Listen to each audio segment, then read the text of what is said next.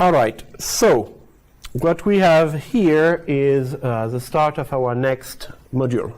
So this module is going to be on functional programming in Java, so we're not going I see a big smile there already, finally, at last. So we are not going to talk about like theory aspect of functional programming, like we're certainly not going to talk about lambda calculus, for example, in this lecture. Our perspective is much more pragmatic, okay?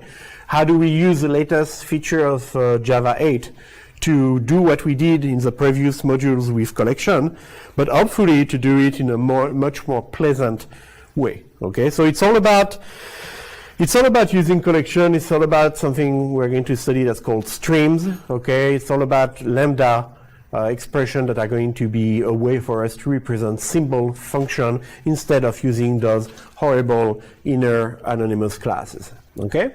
So here's an overview. We are going to start by looking at lambda expression because that's really the core of everything we want to do. We are going to take example where we use lambda expression to sort element, to transform element, etc. So we are going to talk about mapping, okay, collection a lot.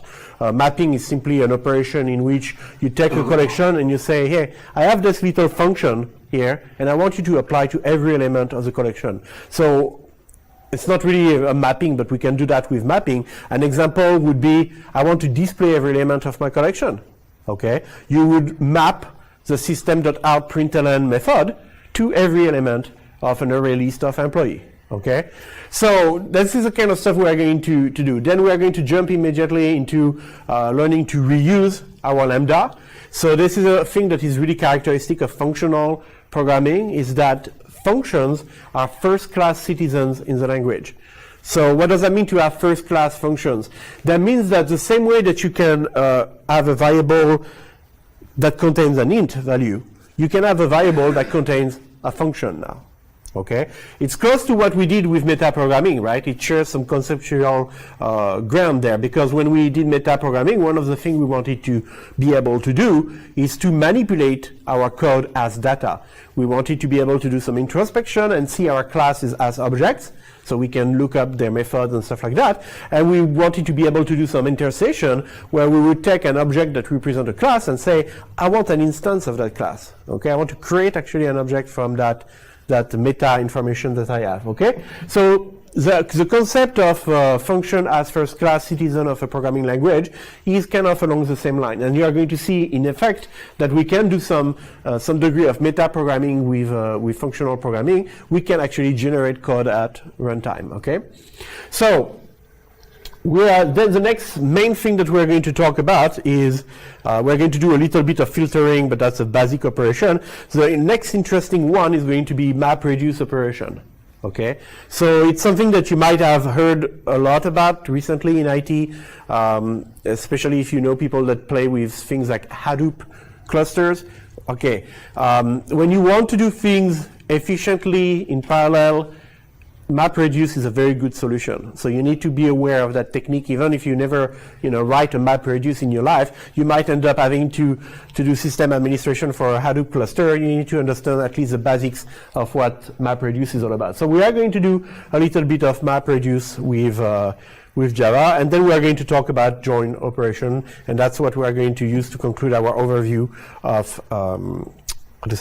of the streams and lambda expression features of functional programming in Java 8. So mandatory reading for this module is finish finally chapter 3. Okay, we skipped we skipped about half of chapter 3 when we introduced interfaces, okay?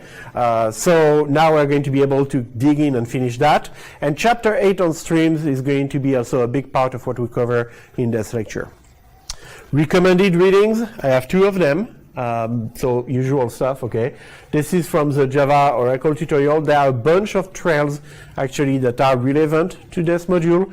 These slides are not going to follow closely the Java tutorial, okay. I'm going to use another source that I'm going to list in a second, okay. So those tutorials are going to actually supplement the slide. They are not just going to review the same material. So there are, like I said, there are a bunch of trails that are actually relevant.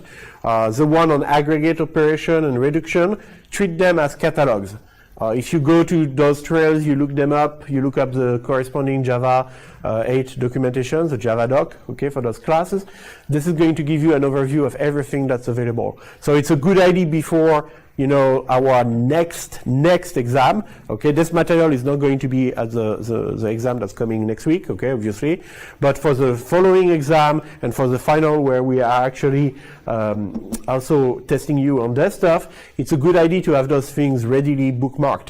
So that if you wonder, you know, well, what kind of aggregate operation do I have access to? There you go. You have your listing immediately. You can pick and choose the one that you need. What else? The stream interface, same thing. So the stream interface, this is a link actually not to the tutorial, to any tutorial, but to the Java 8 Java doc for stream.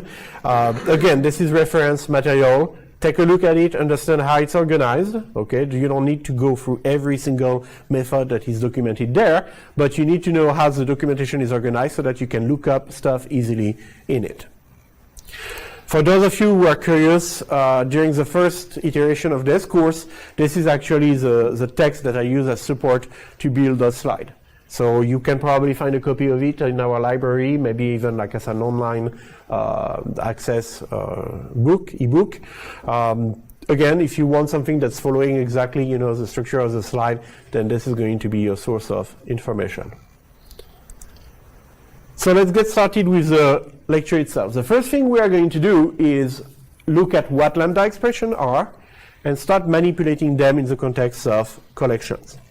So we are going to have a lot of simple array list collections such as this one, okay? So this is our base collection that we are going to manipulate. So we have a list of string, and we call arrays.asList. So that means that we are going to have something that is a simplified array list here. We have a bunch of names, no problem there.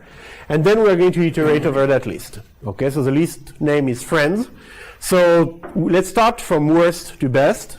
This is the worst you can do. Manipulate index by hand. Do I start at 0? Do I start at 1? Do I use lesser than equal? Must not forget to do that I++. And then I use get index I. But if I do this, I cannot use remove, right? Blah, blah, blah, blah, blah, blah, blah. We covered all the problems you can get into with those traditional, you know, we'll call them low-level for loop, okay, in the context of this lecture. So we already covered why it's a bad idea. And then we introduced a few lectures ago the for each loop. Some people refer to it as the enhance for loop, because for each is going to be also the name of a method we use, so to do looping, so it's kind of a little ambiguous. This is a lot better. It's better for simple cases, but as soon as you want to do anything actually like removing an element or whatnot, you are going to not be able to do it with this ultra-safe iterator. So now we introduce something new. We introduce the for each method. So the for each method is provided to you by the Java collection framework on most collection, okay? And it takes as parameter, well, you can tell me actually what it is, right? This is another one of those anonymous inner classes. So it takes as parameter something that is here, an object constructed from this anonymous inner class, which is based on the consumer of string interface, and it implements one method in the interface, which is the accept method, which takes a string and displays a string. So all of this is, I guess, the hello world equivalent of iteration on array list, right? All of this to actually say, I want to display every element of my list, okay?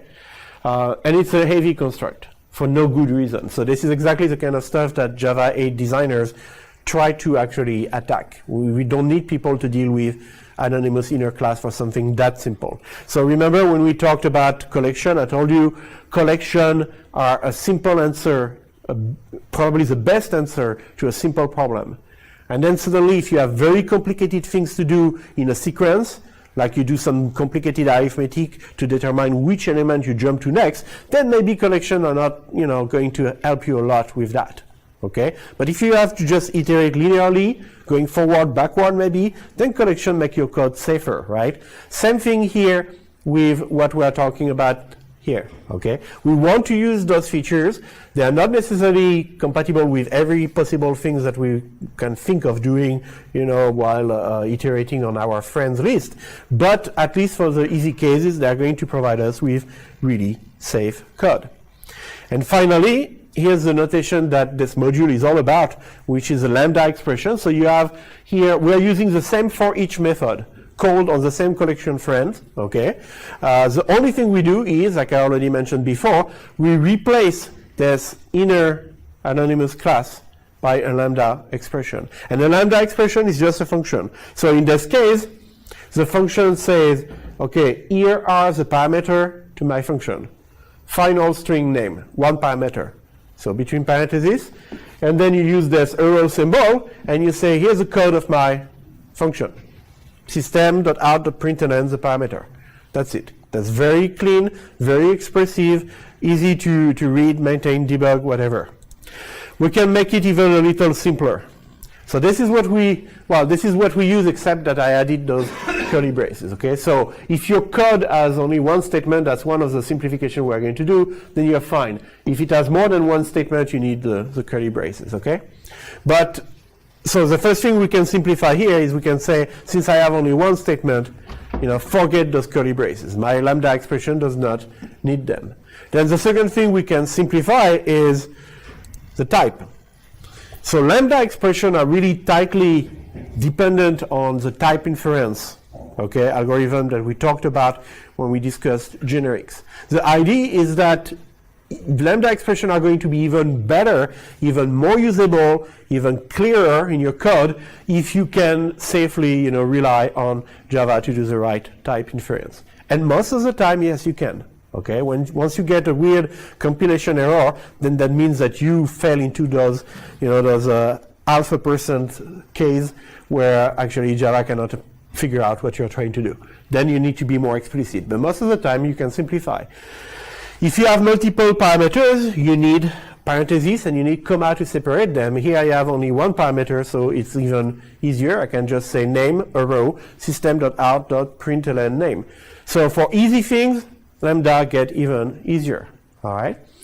And then the last thing we're going to talk about is method reference, which is going to lead us to talk about something called parameter routing, okay? And method reference just means that, forget it, I'm not going to even bother, telling you that I want to call system.out.println on the parameter name. You give me one parameter, I call one method that takes that parameter, as parameter, as argument.